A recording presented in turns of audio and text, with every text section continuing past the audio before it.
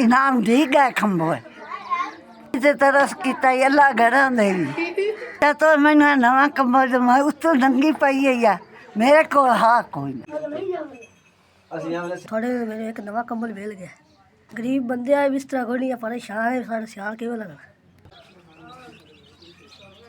मिल गया कंबल मिल गया मेहरबानी मैं गरीब बंदा मैं बांध नहीं सकता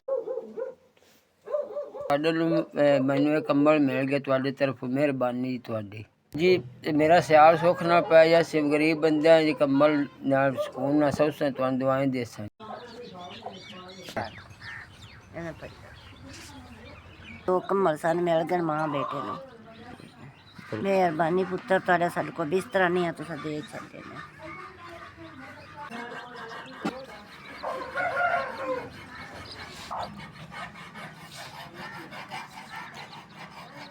सानू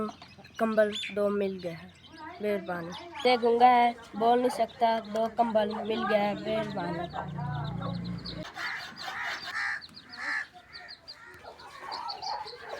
दो कंबल मिल गया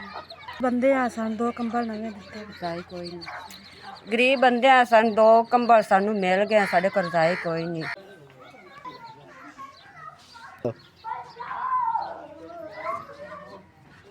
दो सन मिल गए दो कंबल ਤੁਹਾਡੀ ਬੜੀ ਮਿਹਰਬਾਨੀ ਹੈ ਇਸ ਬੱਚੇ ਨੂੰ ਉੱਤੇ ਕਰਾ ਕੇ ਸੌਵਾਂਗੇ ਤੁਹਾਡੀ ਬੜੀ ਬੜੀ ਮਿਹਰਬਾਨੀ तेरे लिए मैंने दो मिल गए यार माई अल्लाह मियाँ तेनू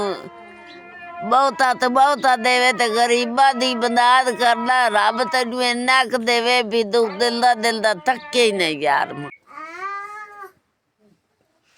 ਤੁਹਾਡੇ ਲਈ ਨਵਾਂ ਕੰਬਲ ਠੀਕ ਹੈ ਮੈਨੂੰ ਵੇ ਸਭ ਸਾਂ ਤੁਹਾਨੂੰ ਦਵਾਈ ਦੇ ਸਾਂ ਪਾਲਾ ਲੱਗਦਾ ਸਰਦੀਆਂ ਮੈਨੂੰ ਨਵਾਂ ਕੰਬਲ ਠੀਕ ਮੈਂ ਉੱਤੇ ਕਰਕੇ ਸਭ ਸਾਂ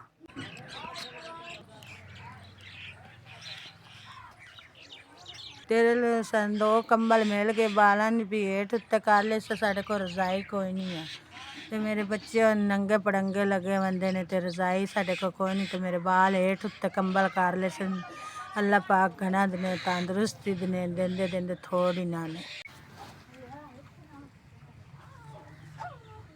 बंदे बिस्तरा कोई नहीं है कंबल दिता मेहरबानी थोड़ी